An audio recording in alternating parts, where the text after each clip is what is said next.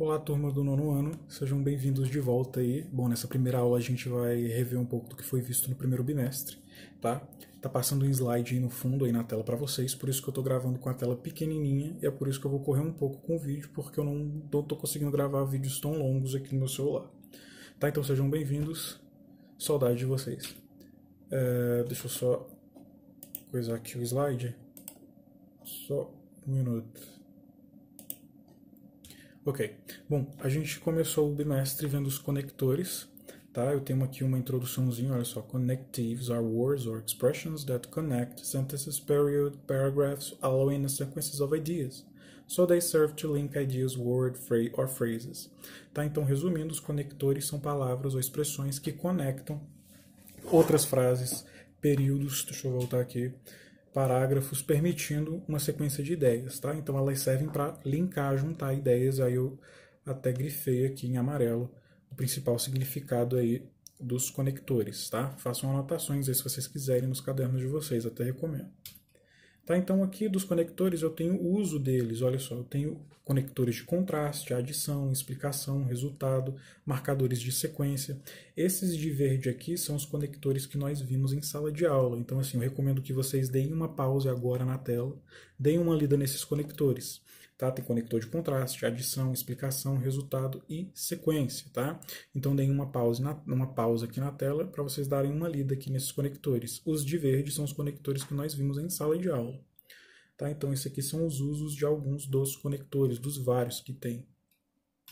Tá? Então eu tenho aqui alguns exemplos com conectores, olha só. Conectores que são usados para exemplificar, né? Eu tenho aqui o for example, por exemplo, é usado para dar exemplos. Olha só. There are some wonderful cities to visit in Brazil. For example, Rio, Salvador, Florianópolis and Belém. Há algumas cidades maravilhosas no Rio de Janeiro para se visitar, por exemplo. Ou no Brasil, desculpa, cidades maravilhosas no Brasil para se visitar, por exemplo. Rio de Janeiro, Salvador, Florianópolis e Belém. Então, for example, ele é usado para exemplificar. Para contrastar, ou seja, para dar contraste entre um termo e outro, eu uso but. Olha só. I like going to the beach, but I never go at midday. At midday. Eu gosto de ir para a praia, porém, ou mas, eu nunca vou ao meio-dia. Então, o but aqui está sendo usado para contrastar. Conector que é usado para resumir, olha só. In summary, esse in summary aqui vai ser traduzido como resumindo. In summary, the meeting was very productive and all the participants were able to present their ideas. Na tradução ficaria, resumindo, a reunião foi muito produtiva e todos os participantes estavam dispostos a apresentar suas ideias. Então, eu tenho in summary que é usado para resumir. Para adicionar, eu tenho and. Tá, ele é um conector de adição. Olha só, I like Italian and Japanese food. Eu gosto de comida italiana e japonesa.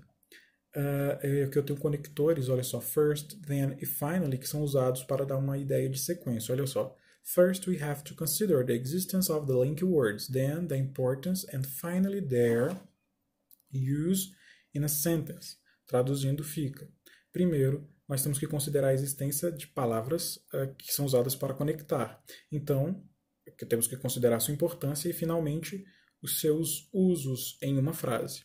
Tá? Então aqui eu tenho marcadores de sequência. Primeiro, então e finalmente. Então esses conectores são usados para marcar sequência. Tá? Então deem uma pausa, leiam as frases com calma.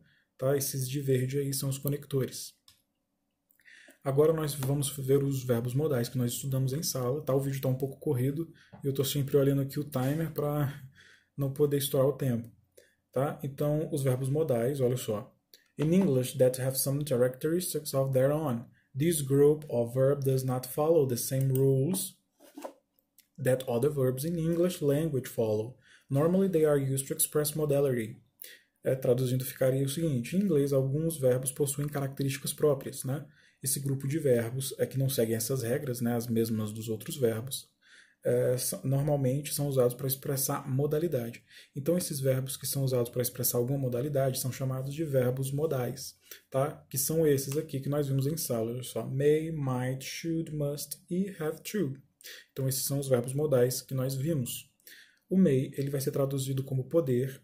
Ele é usado para pedir permissão e para falar sobre a possibilidade de um acontecimento ou uma ação. Por exemplo, May I come in? May I come in? Eu estou pedindo uma permissão. A tradução aqui seria não, a tradução é posso entrar? Tá? Então, may vai ser usado para permissão e possibilidade. Olha só ele expressando possibilidade. You may find her at her home. Você pode encontrá-la na casa dela. Tá? Então, você pode encontrá-la na casa dela, está indicando uma possibilidade. Eu tenho aqui o might. O might vai ser traduzido como poder e poderia. O might é um dos verbos mais complexos de se estudar. Então, aqui a gente só vai ver ele exercendo a função de possibilidade. Foi isso que nós vimos em sala de aula. Tá? O might é usado para falar sobre a possibilidade remota de um acontecimento ou uma ação, entre outros. Por exemplo, you might find her at her home. É a mesma frase do outro verbo modal, só que usando might.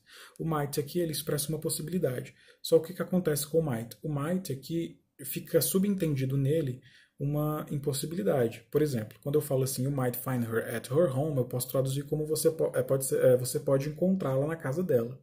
Só que no verbo, ele deixa implícito essa impossibilidade, sendo que a gente pode traduzi-lo como pode ser que. Pode ser que você encontre ela na casa dela. Pode ser que não. Então, todas as vezes que vocês virem o verbo might, tenham em mente que ele pode ser traduzido como pode ser que. Tá? Esse pode ser que é o que marca essa impossibilidade do verbo. Então, aqui nessa frase, eu posso traduzir como... eu vou traduzir como você pode encontrar ela na casa dela.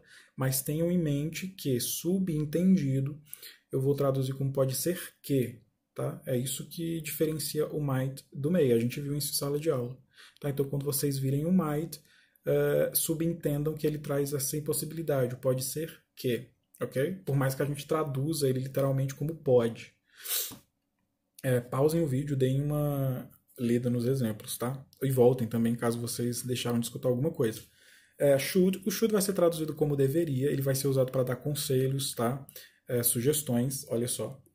You should study hard this semester. Você deveria estudar muito esse semestre. I think you should not go out tonight. Eu acho que você não deveria sair essa noite. Então, esses dois exemplos aí eu estou dando conselhos, recomendações. Tá? Aqui eu tenho o must. O must ele é usado para indicar necessidade acerca de uma situação. Eu errei aqui, o acerca está separado e é aquele acerca junto, tá? Então desculpem pelo erro. Então ele indica necessidade, a tradução dele é dever, olha só. You must study hard this semester, você deve estudar muito esse semestre. I think you must not go out tonight, eu acho que você não deve sair essa noite, você não tem a necessidade de sair essa noite, hoje à noite. Tá? Então o must ele vai ser usado para indicar necessidade. Por último, nós temos o have to. O have to ele é usado para indicar a obrigação acerca de uma situação. Por exemplo, you have to study hard this semester. Você tem que estudar muito esse semestre. You don't have to do that. Você não tem que fazer isso.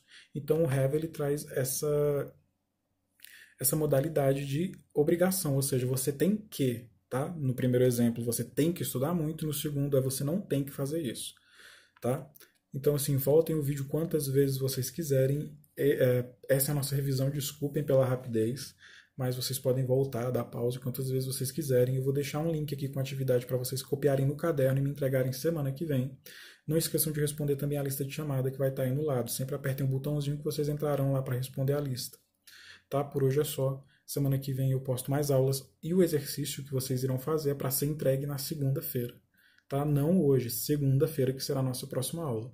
Então, um beijo a todos, saudades e até a próxima.